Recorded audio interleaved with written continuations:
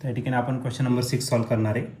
If 4 × 10⁻20 electron volt energy is required to move a charge of 0.25 coulomb between 2 points, then what will be the potential difference between them?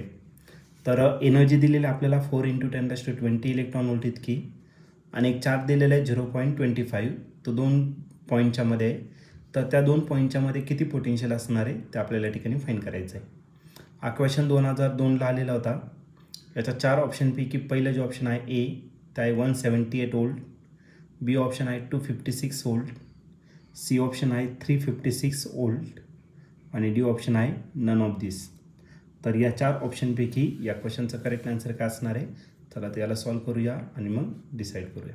तर या क्वेश्चनमध्ये आपल्याला दिलेलं आहे 4 × 10⁻40 electron volt energy लागणार आहे. आपल्याला energy या ठिकाणी दिलेली आहे आपल्याला, आणि ही जी एनर्जी आहे ती किती दिली आहे तर तुम्हाला 4 × 10⁻20 इलेक्ट्रॉन वोल्ट इतकी दिलेली आहे. आता इलेक्ट्रॉन वोल्ट का असतो तर इलेक्ट्रॉन वोल्ट हे एनर्जीचं युनिट आहे. ओके, पण या इलेक्ट्रॉन वोल्टचं कन्वर्जन 1 इलेक्ट्रॉन वोल्ट जर असेल आणि त्याला जूलमध्ये कन्वर्ट करायचं आहे तर याला मल्टिप्लाय करावं लागेल आपल्याला चार्ज ऑन इलेक्ट्रॉन, आणि चार्ज ऑन इलेक्ट्रॉन किती असतो 1.6 × 10⁻19. तर याचं कन्वर्जन कशात होणार? जूलमध्ये. मग या इलेक्ट्रॉन वोल्टचं कन्वर्जन आपल्याला कशात करावं लागेल? सर्वात पहिले जूलमध्ये करावं लागेल. तर 4 × 10⁻20 मी तसा ठेवला आणि या इलेक्ट्रॉन वोल्टचं कन्वर्जन जूलमध्ये केलं. 1.6 × 10⁻19 इलेक्ट्रॉन वोल्टचं रूपांतर जूलमध्ये केलं. 16 4 जा की झालं 64, मारायला 6.4 -19 आणि +20 जर केला तर 10 येणार, राईट. आणि 10 ने जर मल्टिप्लाय केलं तर याचा आन्सर येणार आहे 64 जूल. एवढी काय झाली तर तुमची एनर्जी. त्यानंतर is required to move charge 0.25 coulomb. तर चार्ज दिलेला आहे, चार्ज आपण कशाने कॅल्क्युलेटर क्यूने, आणि तो दिलेला आहे तुम्हाला किती तर 0.25 कुलम इतकं दिलेलं आहे. आणि आपल्याला विचारलं आहे तर त्या 2 पॉईंटच्या मध्ये पोटेन्शियल डिफरन्स किती असणार आहे? तर आपल्याला फाइंड करायचं पोटेन्शियल डिफरन्स. तो कशाने करणार तर व्हीने. आता पोटेन्शियल डिफरन्सचा फॉर्म्युला जर घेतला तर पोटेन्शियल डिफरन्स आधी मी फॉर्म्युला लिहितो आणि नंतर मग त्याला सिम्बॉलिकली आपण रिप्रेझेंट करू.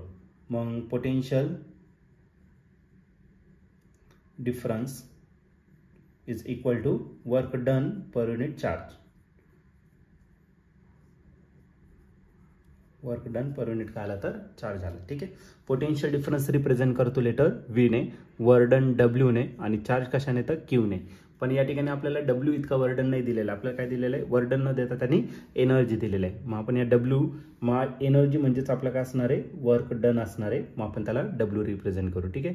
मग वर्डन आपला किती येतात 64 इतका दिलेला आहे आणि चार्ज जो दिलेला आहे तो किती दिला आहे तर 0.25. बस आता याला सिम्प्लिफाईड करायचं, आपला आन्सर या ठिकाणी येऊन जाईल. आता पॉईंट नंतर बघितलं तर पॉईंट नंतर 2 डिजिट आहे.